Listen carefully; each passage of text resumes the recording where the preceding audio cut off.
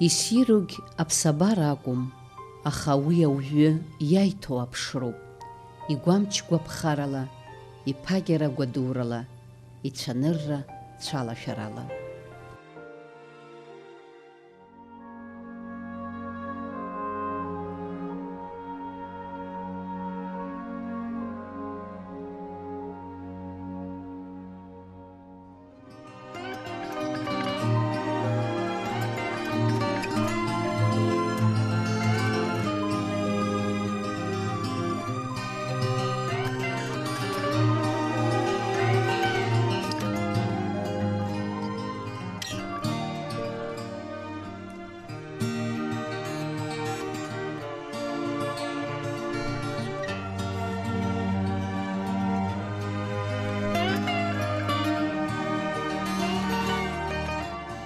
Лишь память бездонна.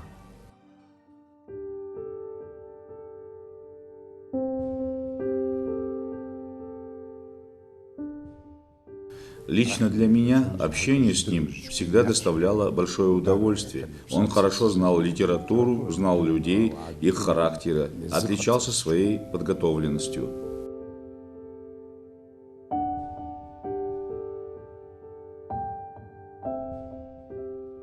Он был бесконечно талантлив в слове, и обаятелен, и соблазнителен, если хотите. Но то, что его сейчас вспоминают, это означает, что даже то, что он сделал, является чрезвычайно важным для абхазского народа, слава Богу.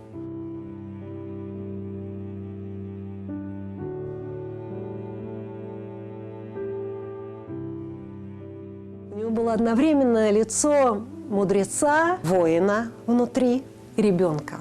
И он был по-своему наивен, хотя при всей мудрости его бесконечной, и при его иронии, и юморе, и блистательном таланте. У него была очень детская душа.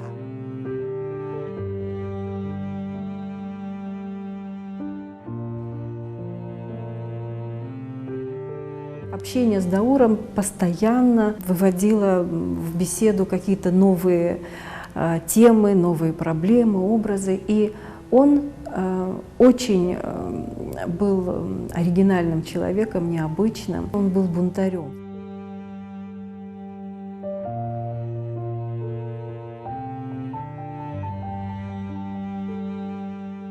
Все, кто были знакомы с Дауром, очень многое в нем видели сразу, потому что человек был невероятно одаренный.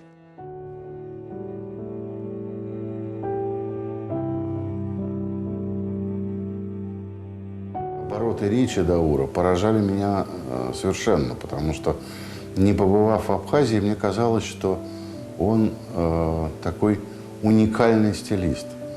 Когда мне случилось проехать по Абхазии и пообщаться с людьми, я понял, что он говорит на абхазском русском.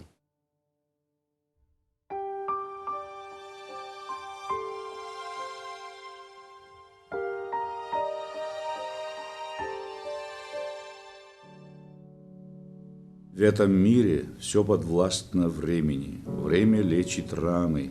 Судьба распорядилась так, что ему не суждено было сполна раскрыть свои незаурядные творческие возможности. Проходят годы, десятилетия, и время вновь возвращается к Творцу, чтобы помочь ему преодолеть прерванный путь. Проходит время, и энергия творческих исканий Даура Зонтария становится еще более ощутимой, а его самобытное дарование еще ярче и глубже.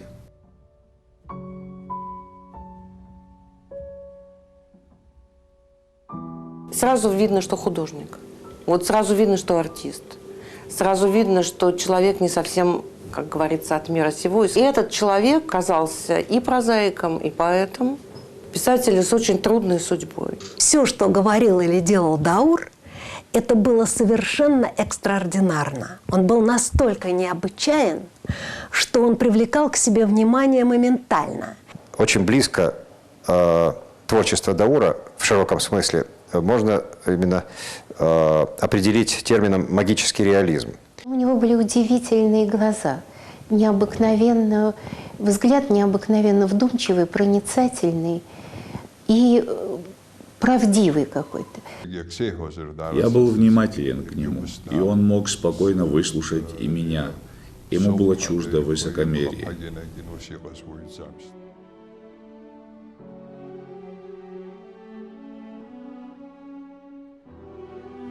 Даур Зантари занял достойную нишу в духовном пространстве, сближавшем абхазскую и русскую литературу. Он пришел в литературу со своим утонченным мироощущением. В его внутреннем мире нашли удивительное сочетание и мягкость души, и трепетное отношение к волшебствам природы, и сурово-саркастический взгляд на обыденность. Даур был схож с мифическим героем, который, освободившись от оков и изнурительного пещерного мрака, вырывается на свободу. Но, увы, судьба ограничила его желание насладиться этой свободой. Мировосприятие писателя, взаимопроникновение правды и вымысла и контраст цветов, символизирующих добро и зло, черное и белое, достигают неподражаемого художественного уровня. Это был новый, неповторимый взгляд на окружающее. Взгляд изнутри на то, что казалось привычным, примелькавшимся. Сумеем ли мы расшифровать его вот этот художественные образы? Вот его русалок, которые живут вне времени, в обратном даже времени отчасти, вот этих его цыганок, его в том числе бандитов и всех прочих. Там совершенно что-то невообразимое творится в этом городе, в фантазии, в отражении, точнее в отражении его Дауром Зантари. Ну вот какой-то человек, Даур, немножечко все-таки при всей своей вроде бы приземленности не для этой жизни. У него было образное мышление такое. Он рисовал картины. Это очень хорошо видно в его прозе.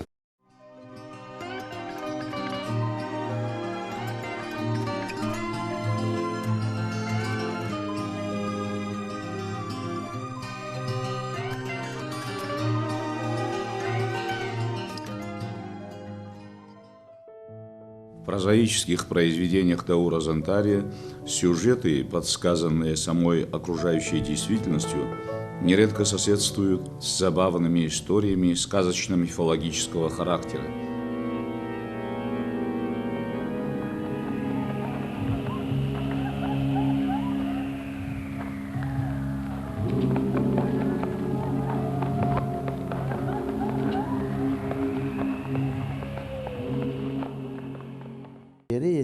Сказочное и мифическое начало достаточно органично вплетены в образную ткань его произведения, и подобное освоение материала заметно и свежо отразилось на развитии русской прозы.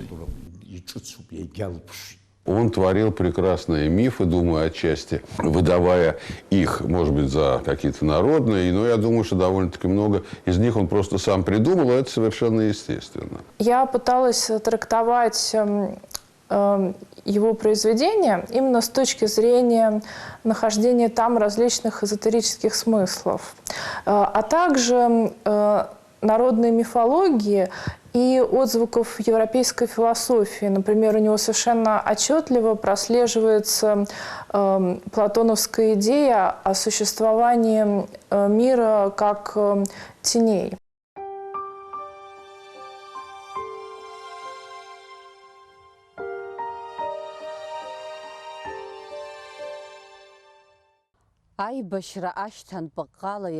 Война оставила страшные следы во дворе, где родился и вырос Даур Зантари. Зарубцуются ли эти раны когда-нибудь? Вернется ли родник к своим истокам?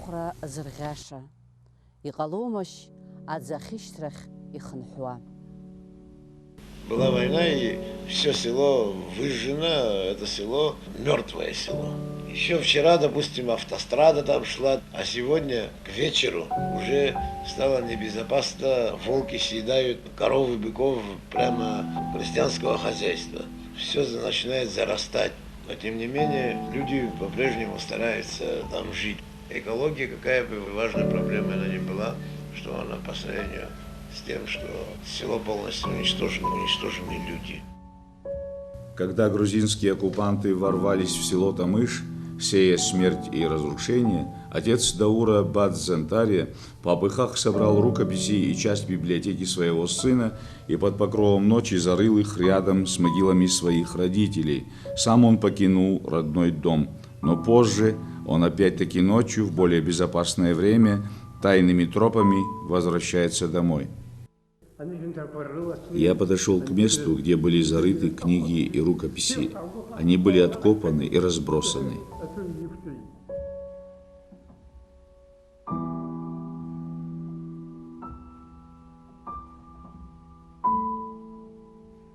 Здравствуй, однако же, день, где все дома без стен. Здравствуй, родной Тамыш, где все дома без крыш. О, мой родной Тамыш, странно, ты не дрожишь, а из небес без дна капает тишина.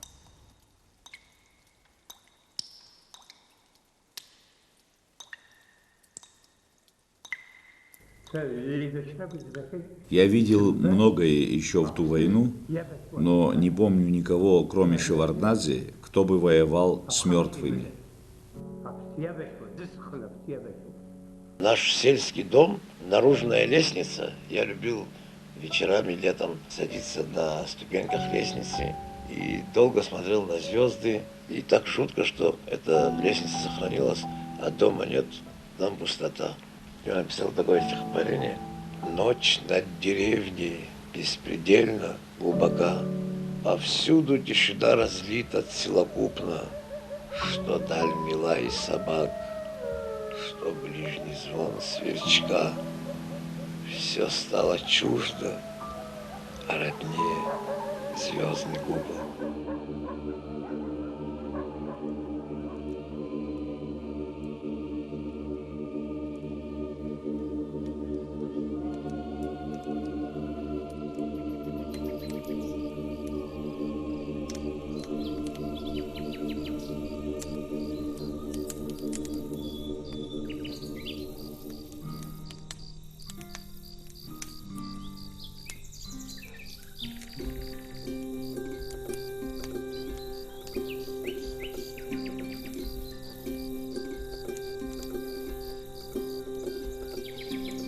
Ночь над деревней беспредельно глубока.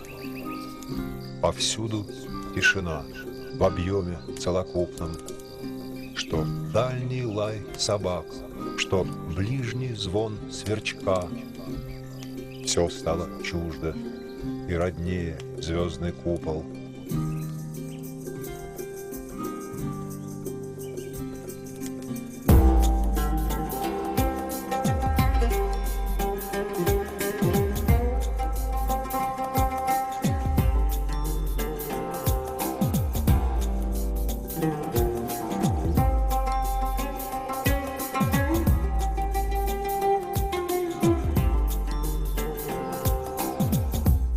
Телом я ленив, и как душа легка.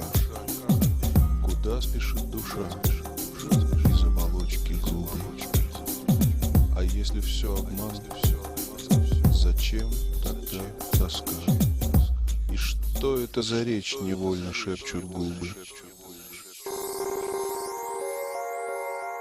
Душа, ты полетишь по Млечному пути, где множество родных теней обнять удастся. Пред тем, как и тебе придет пора врасти в тот мир, где суждено забыться и остаться. Откуда и мой дед не захотел уйти, умевший из любых скитаний возвращаться.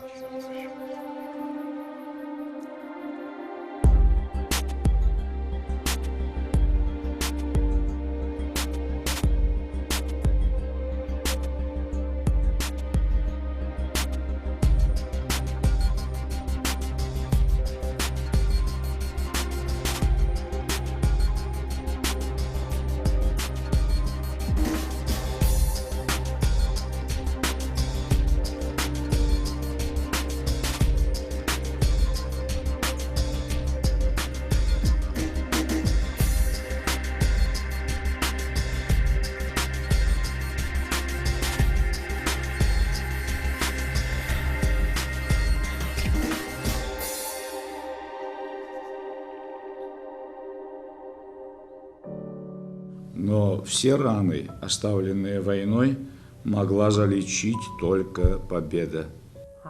Мы надеялись, что будет мир и восторжествует Апсуара, но, увы.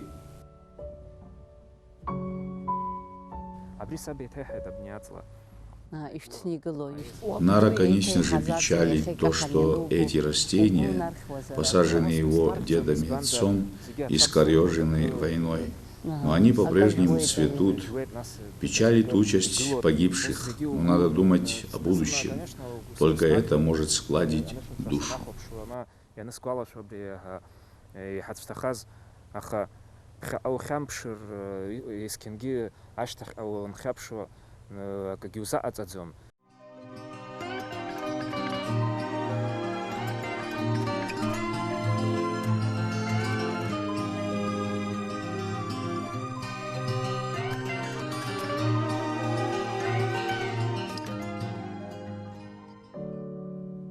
В семье Бадзе Зантария и Нателлы Чкотуа росло 3 детей – Даур и его 2 сестры Римма и Ева Зантария. В доме родителей Даура Зантария строго блюли абхазские традиции, абхазский этикет. Гостей здесь было много, и днем и ночью здесь звучала абхазская речь.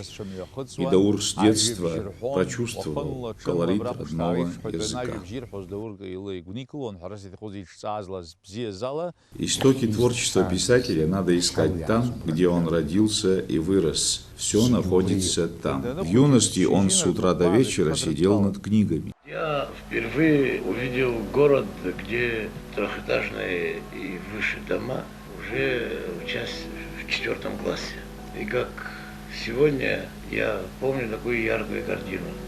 Отец, я был с отцом в городе. Отец сказал: посмотри, это писатель Шалва Свижба. И я запомнил его удаляющуюся фигуру. Человек, который в общей сложности 19 лет провел на Магадане, на каторге и в ссылке. В нашем доме вряд ли нашлось бы более 10 книг. Тем не менее, почему-то я с детства мечтал стать писателем. Села, располагающиеся вдоль центральных магистралей, традиционно отличались своей самобытностью. Центральная дорога привносила в быт таких сел свои характерные особенности.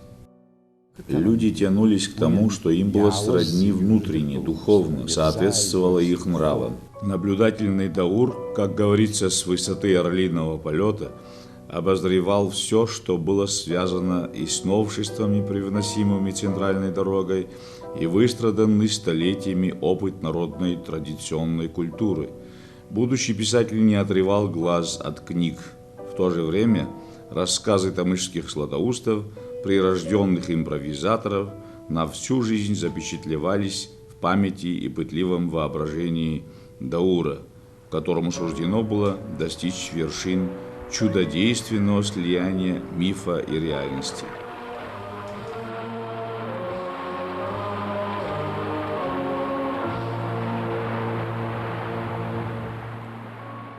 Твердо моего решения стать писателем сам собой я уже не обсуждал. Я сделал такой вывод для себя. Нельзя быть таким мрачным, как Достоевский, по крайней мере, мне. Видимо, все это зависит от географии. Даур всегда был в гуще людей, общался со старцами, известными сказителями.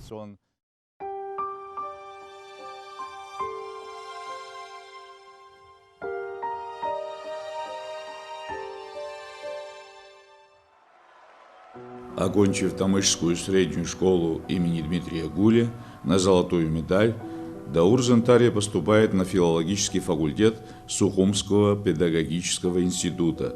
Он заканчивает вуз на красный диплом. В формировании творческой индивидуальности писателя Сухум сыграл значительную роль. Сухум такой традиционно многоэтнический город, многоэтнический. Он как-то таким был всегда. Даже вот Страбон, географ Древней Греции, он пишет, что на Диоскуре торговля в порту шла при посредстве 300 переводчиков. Сухум же очень древний город. Он был второй по величине после Афин, город Диоскурия. Но он постепенно пришел в упадок, и большая часть его находится под водой.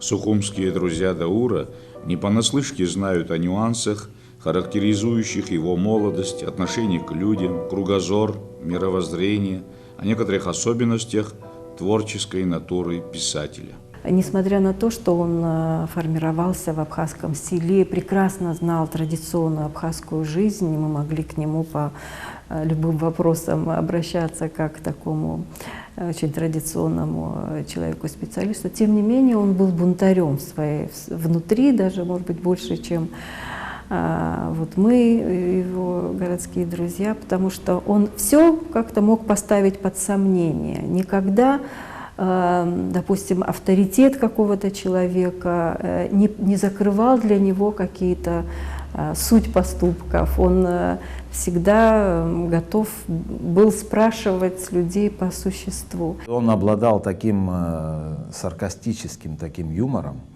который мог доводить до исступления просто. У него сложный был характер, как и положено человеку творческому, человеку глубокому, самое главное. Он был человек одержимый своей профессией. Я очень часто заставал его в его творческом состоянии, когда он работал, это буквально весь день и всю ночь напролет он мог этим заниматься. Я не хочу сказать, что это был такой абсолютно идеальный человек с абсолютно идеальным характером. Наоборот, у него был сложный характер, и иногда даже близким людям от него, так сказать, доставалось. Не всегда, может быть, он был несправедлив. Мне всегда казалось, что он гораздо лучший рассказчик, чем писатель. Даур не хотел, чтобы кто-то вмешивался в его личную жизнь.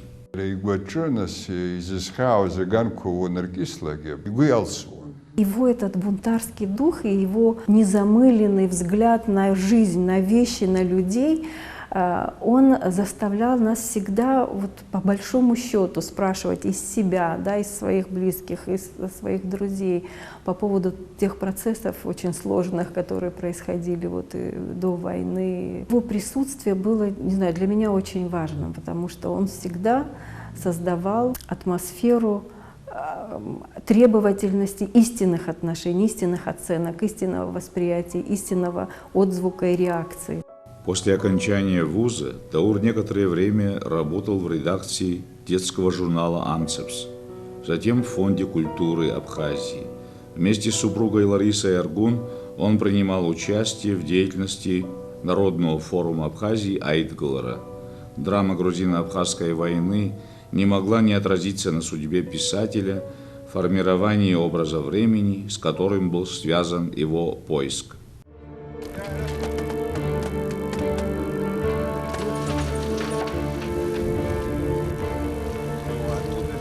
Война – это некое действие, видимо, те, которые создали эту землю, они тоже нуждаются в устроении каких-то представлений.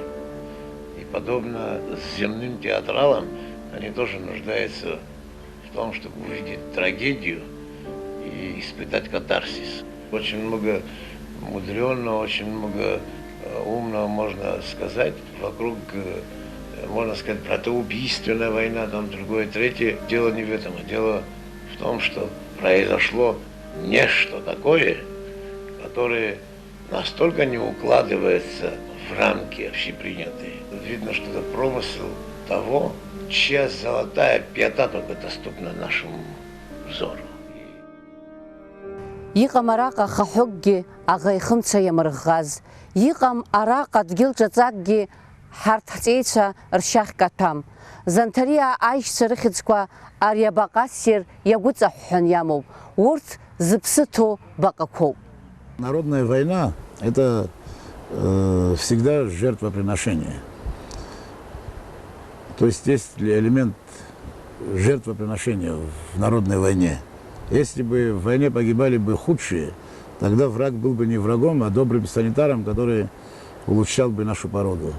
Но в том-то и жестокая правда заключается, что война забирает лучших, и это делает победу прочнее. Весть о доблести и подвигах братьев Зантария молниеносно облетела всю сражающуюся Абхазию с первых дней войны. Агрессоры содрогались при упоминании имен зантарьевцев, стоявших у истоков формирования легендарного Восточного фронта. Во время войны мой отец приехал в Ану-Архо, и об этом он написал рассказ, опубликовал в литературной газете. Петру Олешковскому рассказ понравился. Это послужило поводом для их знакомства.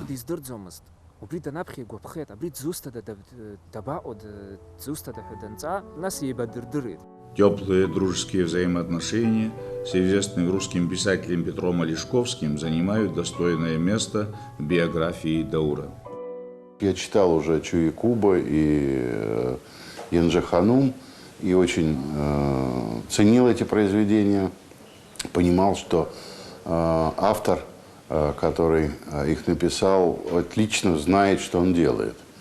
Потому что одна такая как бы западная новелла или легенда, а другая заведомо восточная. И я люблю, когда автор играет вот, словом и стилем. И было ясно, что Даур Зантария, условно говоря, показывает, вот смотрите, я могу так, а могу сяк. Хотите, вот берите.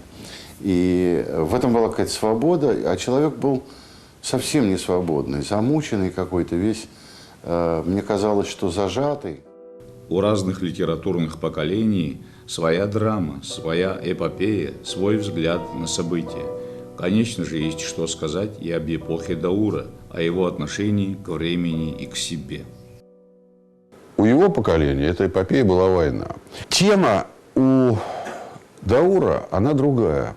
Вот тема Даура – это тема приближения войны. Уже не Сталин, уже, так сказать, вот то, что было конфликт, который потом перерос в войну. Ведь, собственно говоря, вся проза Даура в той или иной степени, она об этом. Некоторые писатели откладывали в долгий ящик тему войны. Даур внутренне готов был написать о войне, и он смог глубоко раскрыть ее невидимые стороны. А Даур – это такой писатель, который заговорил. Было разделение, конечно, на врагов и друзей, как у человека. Но как у художника он стоял выше этого. Он говорил о том, откуда начинается война, где истоки этой войны. Каждый боец на войне, он должен быть готов быть жертвой, то есть положить свою голову. Но должен быть готов быть агрессивным убийцей и умеющим победить. Вот. Если эти два начала в нем не совмещаются, в таком случае он не является солдатом, но является бойцом, потому что высшее назначение в народной войне – это готовность лучших сыновей принести себя в жертву во имя Родины. Во время войны Даур потерял многих родных и близких. В ходе боевых действий погибли и близкие друзья писателя. Но для него гибель Адгура Иналыпа была ни с чем не сравнима. Он обладал какой-то особой нравственностью, которая могла в наше сегодняшнее время выглядеть даже как атавизм. Там, допустим, бывает же, что у человека вдруг рождается там, с тем, что когда-то у него отмерло, да? То есть излишним для нашего времени, да?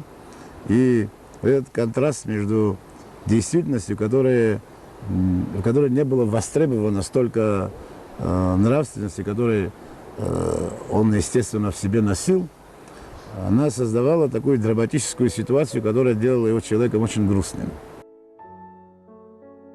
На поле брани сложили головы многие однофамильцы Даура Зантария и его близкие друзья, в числе которых Адгур Иналыпа и Мушни Хварцке. Болезнь сковала супругу Даура Ларису Аргун. Она ушла из жизни совсем молодой. На плечи писателя легло нелегкое бремя забот об единственном сыне Наре. Он и его супруга очень тесно сотрудничали с Айтглера, и И у грузин, вероятно, был список, в какие квартиры и дома входить, и что с ними делать, и здесь было все сожжено. В период войны, принесшей неисчислимые страдания, исчезли рукописи Даура, хранившиеся в Тамыше и в Сухуми. Все это болью и глубокими переживаниями отзывалось в душе писателя. У нас был такой круг, который, к сожалению, распался не только потому, что он погиб, но как-то, наверное, все это в прошлом, довоенное. И о нем остались только воспоминания, и вряд ли это можно уже заново склеить и восстановить. Да, вот Ямру я абсолютно декоративно воспринимаю, я не чувствую. Если завтра сделать ее с буквалистической точностью, такой же, какая она была раньше, это вовсе не означает, что она для меня ожила. Война – это очень большой водораздел нашей жизни. Это наше большое несчастье, что мы стали в таком еще не старом возрасте, застали такой огромный перелом. Я не знаю, как сложится наша жизнь в дальнейшем. Вообще жизнь Абхазии, жизнь Сухума, жизнь моих близких и моя собственная. Но я знаю, что той жизни, которая была буквально пару лет тому назад до войны, ее не восстановить, как не воскресить от гура.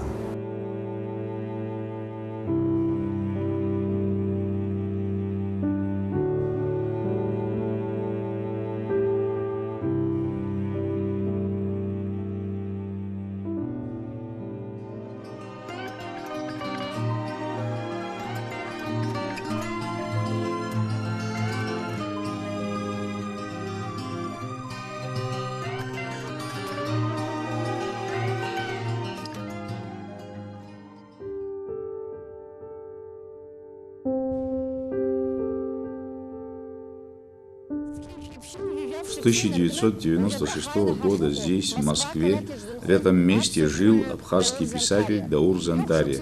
Около 15 лет он вращался в кругу известных русских писателей, литераторов, критиков.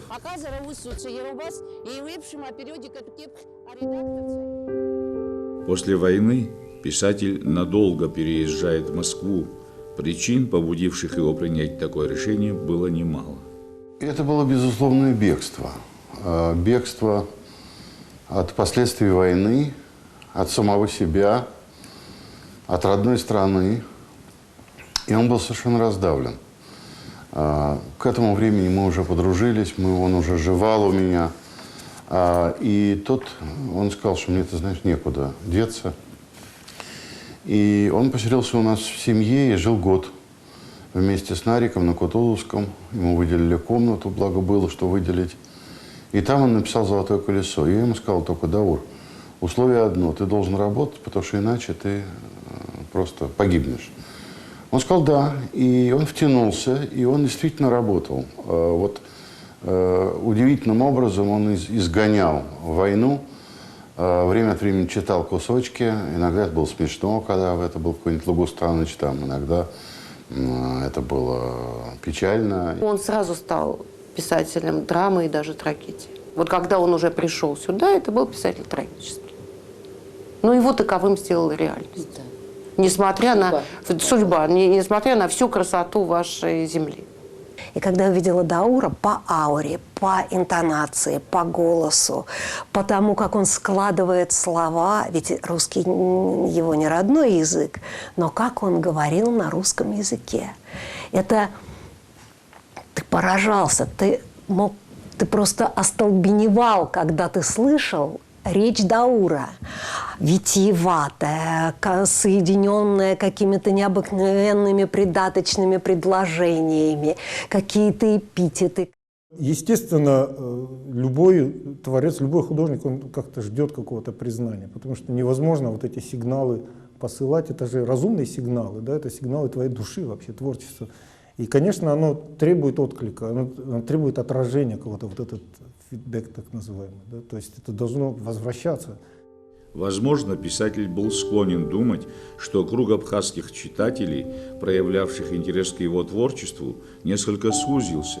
Были и те, кто не понимал его или не хотел понимать.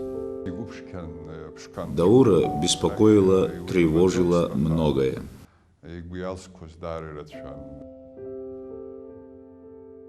Печальна судьба некоторых рукописей, произведений писателя, выражавших психологию абхаза. Он мог передать эти черты национального характера и на русском языке, на котором он писал превосходно. Это тоже талантище, когда человек может на двух языках писать. Мы знаем, из литературы это не так часто, без потери, чтобы человек мог. А он прекрасно мог, вот как он по-абхазски писал, допустим, но аудитория-то вот узка была, да, потому что по-абхазски все-таки это круг не такой большой, как, допустим, если писать по-русски. Ну где он берет такие слова? Ну из каких глубин сердца они у него вырываются, черт возьми. Ну завидую же ему просто белой завистью. Такой он талантливый, конечно, человек. Наиболее яркие по художественной значимости произведения Даура, каким относятся повести «Судьба Чу-Якуба», «Энжи Ханум», «Царь Хылцисов», «Быстроногий олень» вновь усилили внимание к его самобытному творчеству.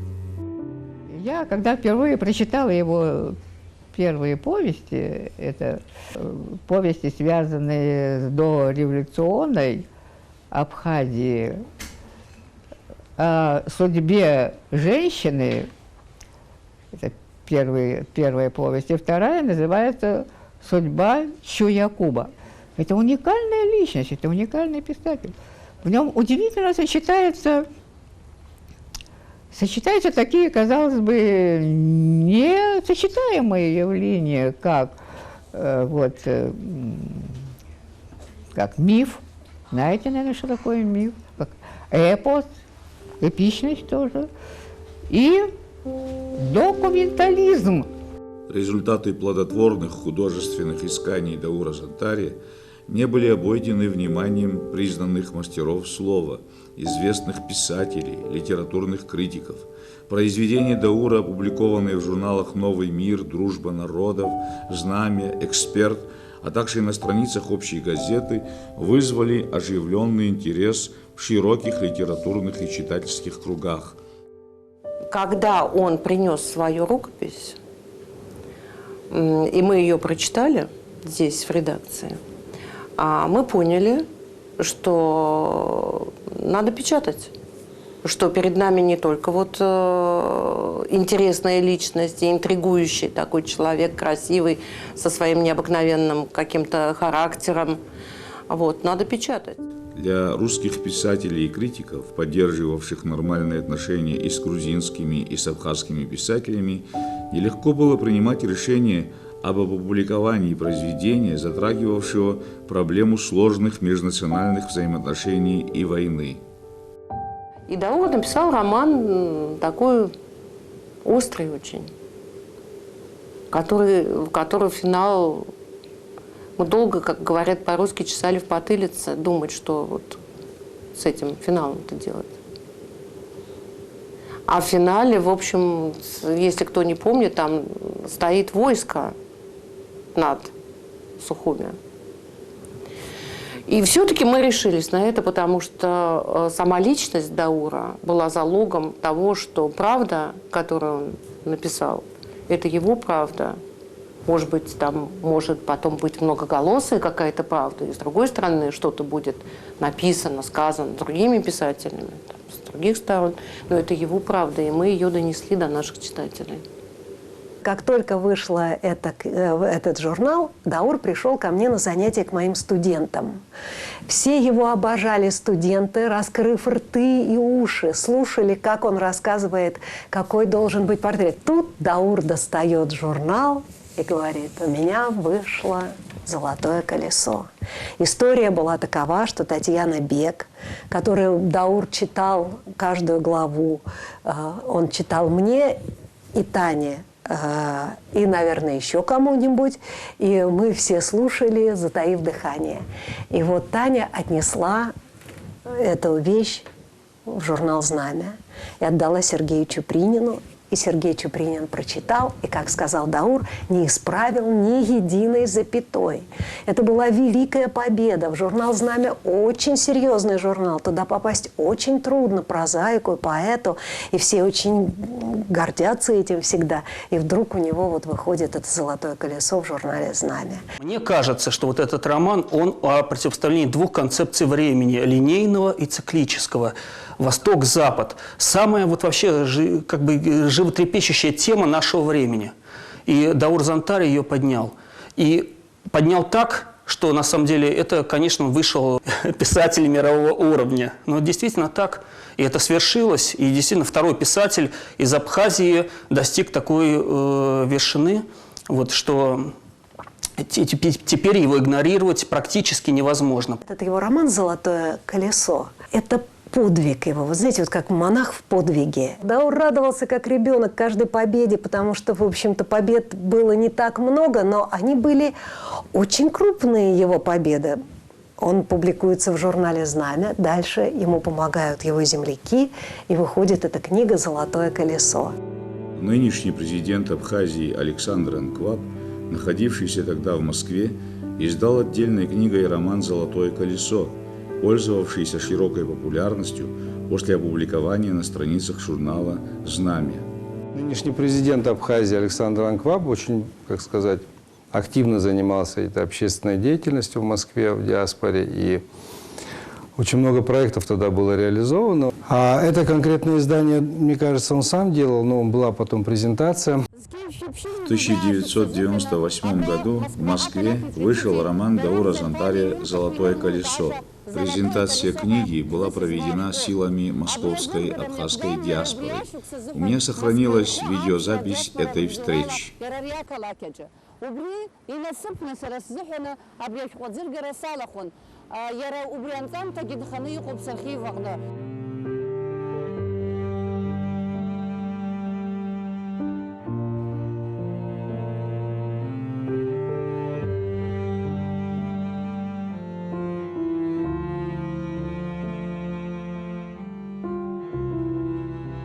Он как метеор, как комета ворвался в литературный небосклон Москвы, и буквально самые престижные журналы, литературные журналы Москвы пытаются взять себе право и честь опубликовать его тексты. Казалось бы, что можно еще сказать об Абхазии, о каких-то потайных символах, потайных глубинах абхазского характера. И вот именно Даур Зантария смог найти тот взгляд, который открыл нам новые тайны национального характера абхазов. Мне кажется, самая главная черта его художественного творчества. Даур, дорогой, я тебя прошу подойти сюда.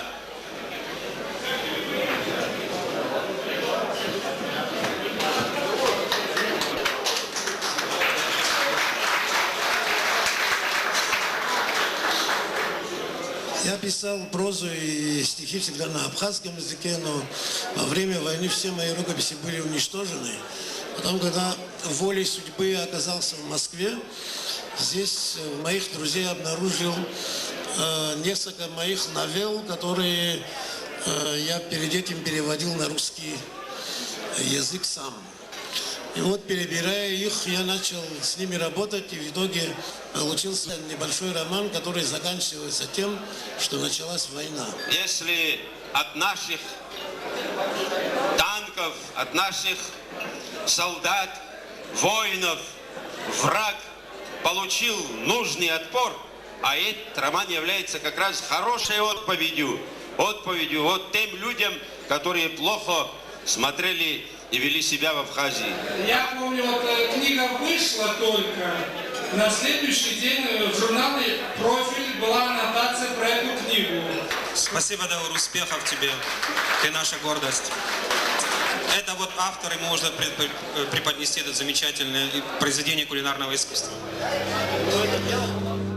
После выхода в свет «Золотое колесо» принесло автору еще большую популярность. Это фантастическое, это реальное, это мифологическое. Так все связано органически, что не оторвешь одно от другого. Все органично, все работает и потрясает.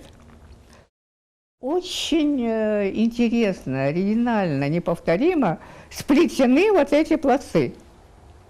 Это новое слово, не только в абхазской литературе, но и в русской, но и в мировой. Книга «Это золотое колесо», Даур мне ее написал, и я прочитал ее залпом, не отрываясь. И книга меня, конечно, очень поразила, потому что она представляла народ, вот, Абхазию, как-то не такой лакированной действительностью и не таким лубком, которым часто представляют жители народов Кавказа в советской литературе. И представление вот о таком Кавказе, это было совершенно неожиданно. Эта вещь отражает не столько индивидуальные особенности, а характер и психологию всего народа. Не только фантастические создания из мифологии абхазской, но и обычные звери или птицы беседуют с человеком.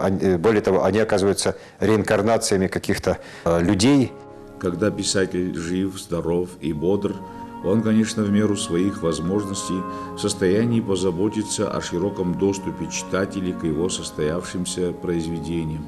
Но когда его нет в живых, эти вопросы могут стать достаточно проблематичными. С самого начала роман вызвал широкий резонанс, потом страсти чуть поутихли, но об этом романе, я уверен, заговорят вновь.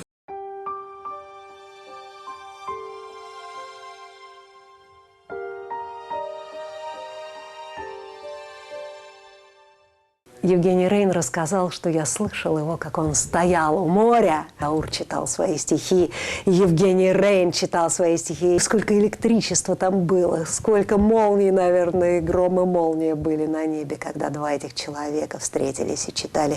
И Рейн, конечно, написал об этом. Даур Зантари, как крупный национальный писатель, с одной стороны, отражал историю и мифологию своего народа, а с другой стороны, нес ее вовне и являлся связующим звеном между русской и абхазской культурами.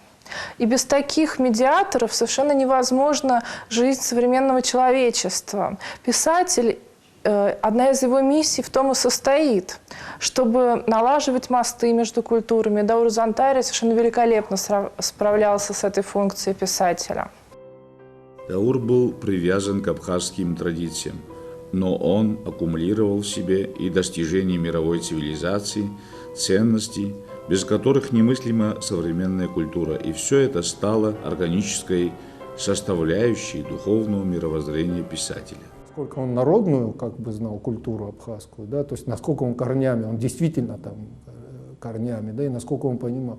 Он также легок и высок был в какой-то там современной литературе, и, то есть обсуждая там, в московских кругах литературных, он мог спокойно и не менее легко себя чувствовать, чем с односельчанами. Во время беседы с крупными московскими литераторами подчеркивалась мысль о том, что появление Даура на литературном небосклоне было подобно ослепительной вспышке метеорита. Пребывание в Москве Даура, я думаю, что было для него, с одной стороны, очень, может быть, болезненным, такой отрыв от родины.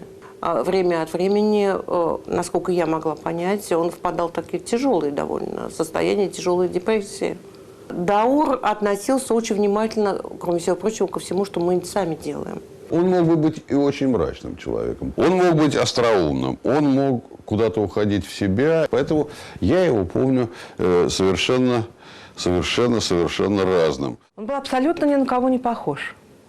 Вот совершенно какой-то штучный отдельный человек. И почему-то, я даже помню, однажды мне пришло в голову вот строка Мандельштама, там «Сестры, тяжесть и нежность, одинаковы ваши приметы». Вот в нем действительно какая-то была вот эта вот такая вот массивность, и такая вот он прочно стоял на земле, он действительно был воин.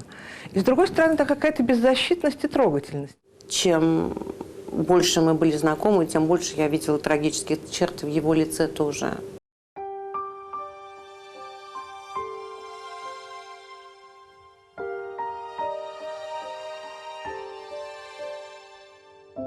Среди русских писателей, с которым дружил Даур Зантари, наиболее близким был признанный мастер прозы Андрей Битов. Он мой персонаж, мой крестный сын. Андрей Битов не раз приезжал в Абхазию вместе с Дауром. Фотографии он мне показывал. Андрей Битов, Фазиль Искандер и Даур сидят, пьют шампанское. Или Андрей Битов и Фазиль Искандер дома у Даура. И смеется Лариса, его жена. Маленький нар. Даур, стол накрытый, просто ломится от явств. Любил его семью. И Ларису, и Саску, сына. Перед ними он тоже виноват. Не мне его судить, но призвание он свое сжег. Вместе с ним сгорел сам. Это тоже по-честному, это по-писательски. Сгореть самому. Андрей Битов был убежден, что если бы жизнь Даура не оборвалась так рано, то он достиг бы мирового признания. Даур обещал быть более абхазским писателем. По существу отношение к более древнему миру своих сочинений. Но, по-видимому, какая-то такая безысходность того времени, она поглощала его силы. Ему надо было, по крайней мере, 6 повестей таких написать, чтобы была настоящая мировая книга. Он написал 2,5. Видимо, неординарен и тот факт, что Даур стал прототипом персонажей отдельных произведений Андрея Битова. Я сделал его персонажем одним из солдат империи в своем романе, завершающем всю империю в 4 измерениях, в «Оглашенных». Он там равноправный воин. Это роман «Оглашенный», в котором он фигурирует. Повесть «Последний из оглашенных», где я с ним посмертную встречу осуществляю.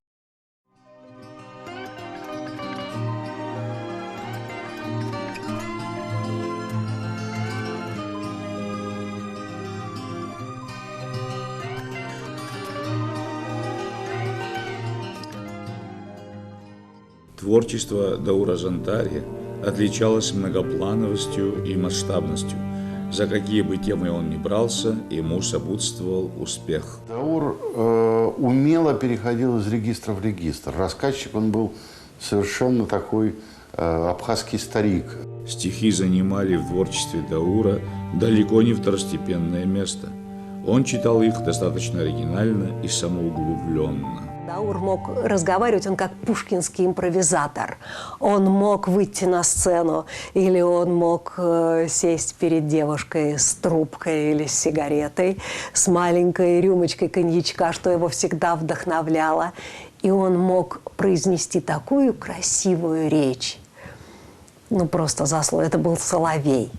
Даур Зантария – это геопоэт. Геопоэтика – это творческое взаимоотношение с окружающей ландшафтной географической реальностью. Этот его голос с хрипотцой, этот, как он подыскивает каждое слово, и каждое слово у него на своем месте, и как он читает стихи. Я даже вспоминаю его эту интонацию. «Ночь над деревней беспредельно глубока, повсюду тишина в объеме целокупна». Душа, и полетишь по млечному пути, где множество родных теней обнять удастся, меж тем, как и тебе придет пора врасти в тот мир, где суждено забыться и остаться. Даур, живя в такой роскошной и очень экзотичной Абхазии с ее природой субтропической, он, тем не менее, не присытился вот этой странной флорой окружающей и всем прочим, и у него был вкус к экзотике. Говоря о многогранности таланта писателя, невозможно не отметить роль и место его многоголосой публицистики. Он был корреспондентом журнала «Эксперт» по горячим точкам планеты. Во всяком случае, он всегда ездил на Кавказ.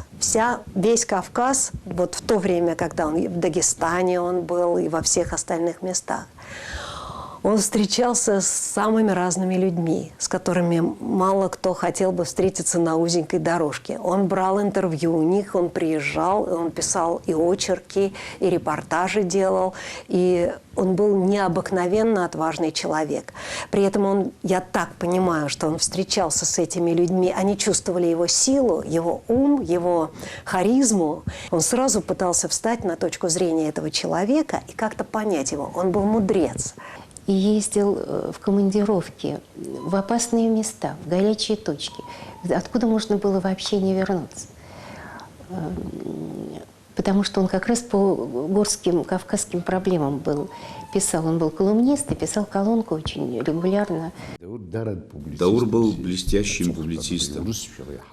Следует особо отметить, публикации на русском языке, касаются ли они эстетики, литературы или политики. В них чувствуется опыт, глубина восприятия действительности.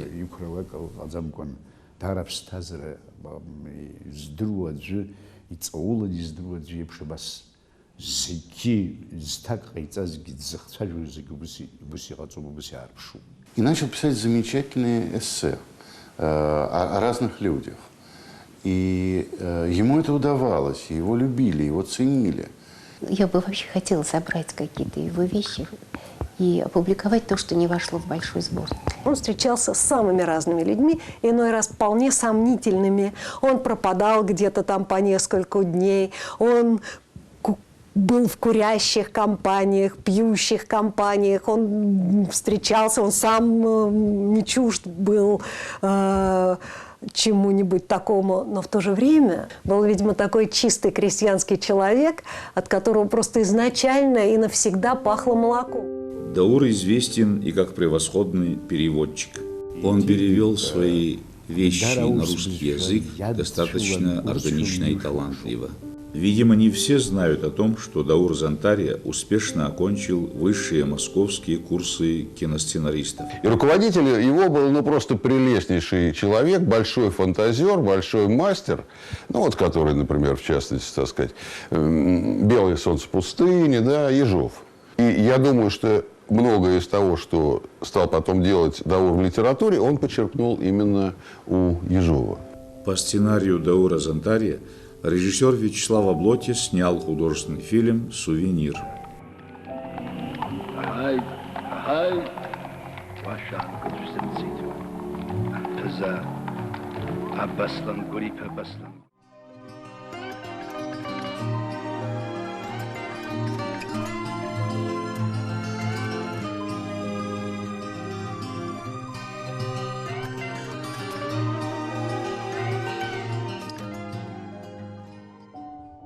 В период нахождения в Москве у писателя не было возможности спокойно заниматься литературным творчеством. Из-за неимения своего уголка он был вынужден вместе с сыном жить жизнью скитальца, нередко перенося свои рукописи из одной московской квартиры в другую. Он был в чужом городе, он был в чужом климате. Ему не хватало аджики, такое экзотическое растение, которое привезли, пересадили на какую-то другую почву. Ему просто элементарно не хватало солнца, ему было холодно. Даур был вынужден жить, как говорится, на вольных хлебах. Во внимании нуждался его сын. Даур глубоко переживал, что могилы его родителей оставались неухоженными. Не восстановлен родной дом, от которого остались лишь обугленные стены. Но писатель преодолевал душевную тревогу, зачастую пытаясь придать всему этому юмористический оттенок. Боже мой, что мне вообще печалится в этой Москве, когда у меня подруга моя москвина. Москвина из Москвы. Как жаль, что моя фамилия не Сухумов, он говорил. Он пришел и сказал: все, Петь, я больше не могу. Я должен уехать. Я говорю: Даурчик, наконец-то ты сообразил, что твое место в Абхазии. И он был очень печален и как-то совершенно убит. Писатель незаурядного дарования Даур Бадзович Зантария скончался скоропостижно в 2001 году. Шел ему 48-й год.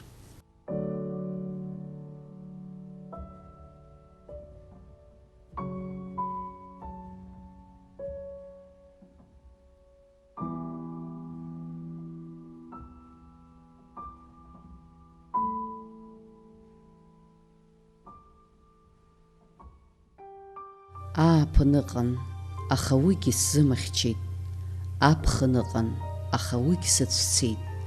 Схәыцрақәа зегь абыӷьҩежьқәа ирымаздеит, аха урҭгьы ҿышәшәаны икаԥсеит. Даур Зантария. Смерть его вдруг выстроила всю его жизнь как некую драматургию, которая раскрывается в финале и становится ясно все. Вот до этого финала многое было неясно. Эти слова звучат так, будто писатель говорит о себе, как его некий монолог. Он развивался, он шел вперед, и вдруг хоп, и его не стало. Так вот, мне кажется, что где-то и в чем-то Даур, сейчас это он уже не может доказать, и никто не может доказать, был бы покруче. И я вот как-то рада очень была, что это «Золотое колесо» тогда было замечено, в общем-то, сразу.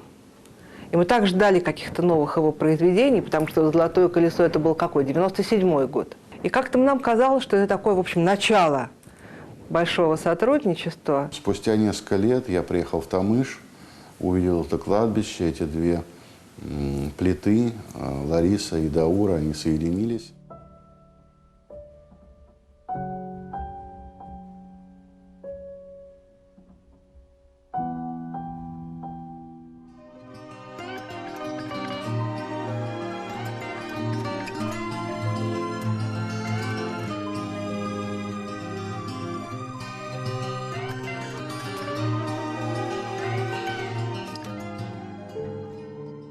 О жизни и творчестве Даура написано немало литературно-критических статей и эссе. Поэты посвятили ему свои стихи, свои сокровенные строки.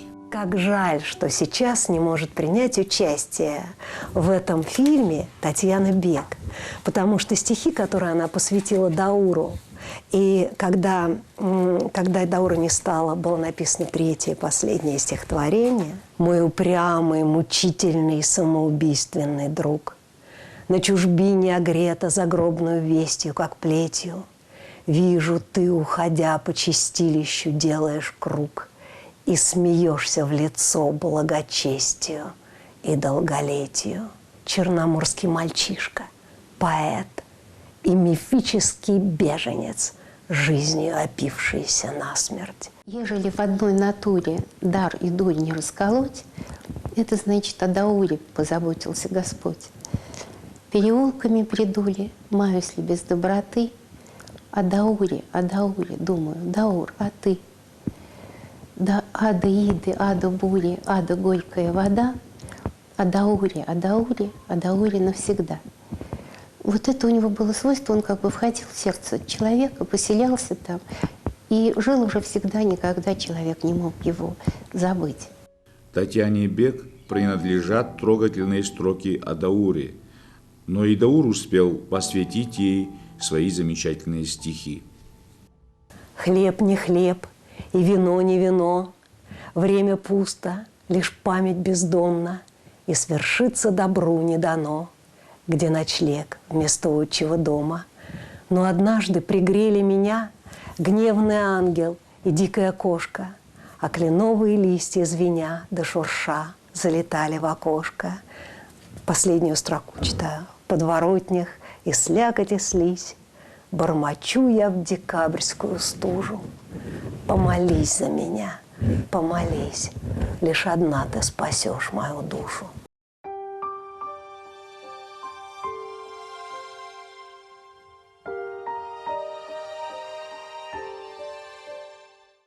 И вот судьба, как распорядилась вообще поразительно. И калитка на ветру и скрипит, и грохочет, и алчущим, кажется, зевом вскоре ушла Татьяна Бек. И когда мы с ней разговаривали, она говорит: вы тоже чувствуете, что он идет по каким-то сейчас путям своим, неведомым, очень своим, дауровским каким-то путем он идет сейчас. Я делал рисунки, вот, акварелью и тушью. А вот здесь вот судьба Чу Якуба, вот это тоже рисунок, где я даже не помню, каким образом я сохранил вот эту вот линию такую, какой-то сказочной такой вот миниатюры. Я хотя не смотрел, не видел, но его проза, вот писателя, то есть Даура, проза, она такая, как бы вот такой слой, глубокий слой, просто за тем, что рассказывается, ты вдруг проникаешь в самую суть вот вообще мифологического сознания. И оно дает, открывает какие-то мне как художнику возможности вот просто вот тоже соприкоснуться с этой вот мифологией Абхазии и начать уже просто творить и рисовать, как будто я художник, родившийся вот там на Кавказе, да, в Абхазии и все прочее. А вот здесь я попытался, это рассказ, кажется, отрывок из неоконченного романа, здесь Грэм Грин, и здесь я попытался нарисовать Даура, вот в этом пальто длинном, это амбра. Наверное, путь, намеченный тобой, очередной звоночек в финале. Бахытов встретил, пили, вспоминали, но исхитрились не уйти в запой. В творчестве Марины Москвиной, как и в произведениях Андрея Битова, узнаваем образ Даура. Он является героем моего романа «Гений безответной любви» по имени Коля Гублия. Превосходное издание «Колхидский странник», вобравшее в себя произведения Даура и воспоминания о нем, составила известная писательница Марина Москвина.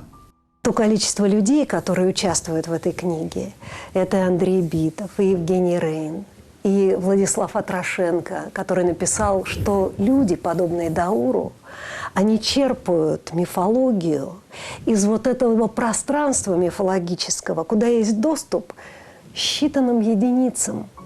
Не так просто в наше время издать в Москве книгу такого солидного объема. Ну, не придешь ты в издательство вот так вот, ну-ка, издайте мою книжку. Ну, трудно это все. Ну, как-то должна быть очень серьезная адаптация. Ну, книги, мы же писатели, мы превращаемся в книги. И этот процесс... Превращается в картины. Да. Поэтому раньше, позже, но главное, что он превратился в книги. У нас происходит потрясающая презентация на ВВЦ, на книжной ярмарке. Люди идут по книжной ярмарке с книгами Даура, с открытыми вот такими вот книгами и читают по дороге, по улице идут. Он превратился в миф, он превратился в то, что он, собственно говоря, и желал всю жизнь свою, он посвящал писанию и посвящал литературе. Иллюстрациями произведений Даура Зантария занимался и известный абхазский художник Адгур Дзидзали. Это его герой, там вот этот Паха, такой известный герой, это петух Арсен, который читал стихи, и они немножко у меня антропоморфные. Это вот павлинки, которые слушают Арсена. Я, конечно, всего романа еще тогда не было, это были только вот фрагменты оттуда. Ну, и я вот как понял, тогда я решил, их надо сделать просто симпатичными и такими приятными для обзора.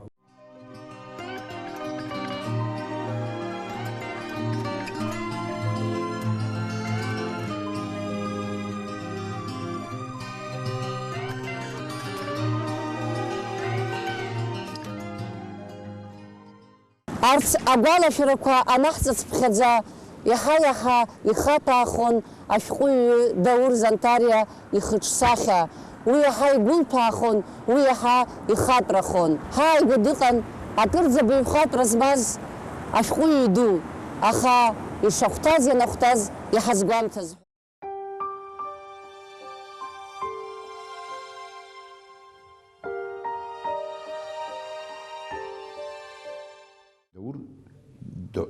Даур, безусловно, абхазский писатель, в равной степени владевший и абхазским, и русским письмом.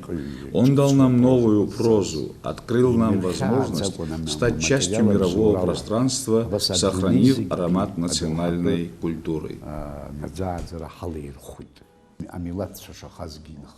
Тот баланс, который он находил все время между современностью и архаикой, между народными традициями и постмодернизмом, это все очень важно. Это как раз тот срединный путь, который важен для дзен-буддизма. Это писатель, который практически всю проблематику нашего времени впитал.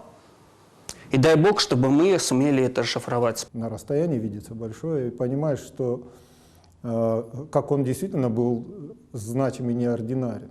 Я думаю, что Даур очень большой писатель не только абхазский, но и писатель русской литературы. Такие писатели, такие творцы слова – это драгоценность, это настоящая драгоценность.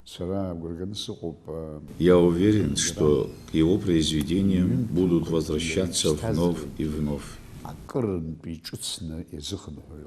С его уходом как-то более плоская жизнь стала вот в восприятии, потому что он предлагал всегда как-то рассматривать вещи, анализировать на каком-то ином совершенно уровне. И вот эта вот незадействованность, она как-то вот сказывается каждый раз.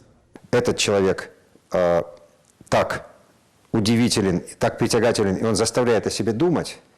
То есть цитаты из него до сих пор используются, анекдоты из жизни Даура время от времени всплывают, это не исчезает. Вот на этом примере видим, что связь времен не прерывается.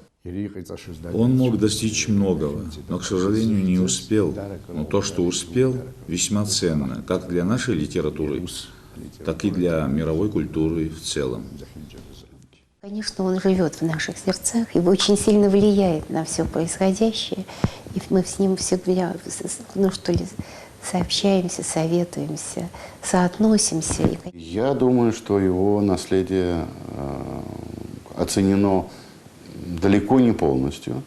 И я думаю, что к нему будут возвращаться. В Сухуми, в доме, где проживал Даур, создан центр, в задачи которого входит увековечение имени и памяти писателя, поддержание отечественной культуры. Очень долго, конечно, делали этот центр, больше 3 лет, но открытие состоялось.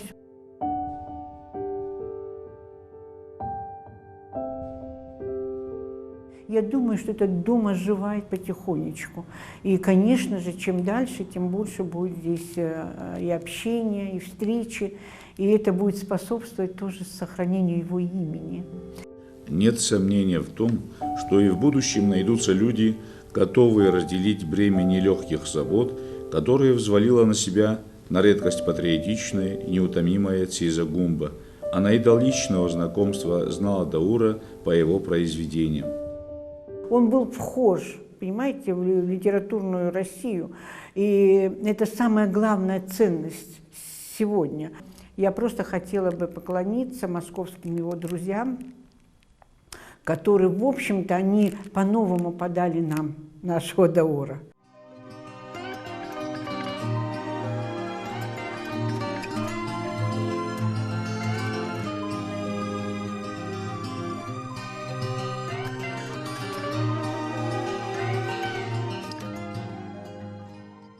Узхымдзыз наумданы, важибш квирхап, схараж храруп нас важин ралака, тамшпи ацых, воротаны хап, паимбартас туни баркарас хирквалархуа. Меня беспокоит мысль об отцовском доме. Если появится возможность, я обязательно восстановлю дом, хозяйство, двор, посажу деревья. Достоинство человека измеряется не тем, сколько суждено было ему жить на этом свете, а его делами и свершениями, тем, что он оставил будущим поколениям, его заметными следами. Даур Зантария шагнул в вечность. Свет звезды Даура не померкнет никогда.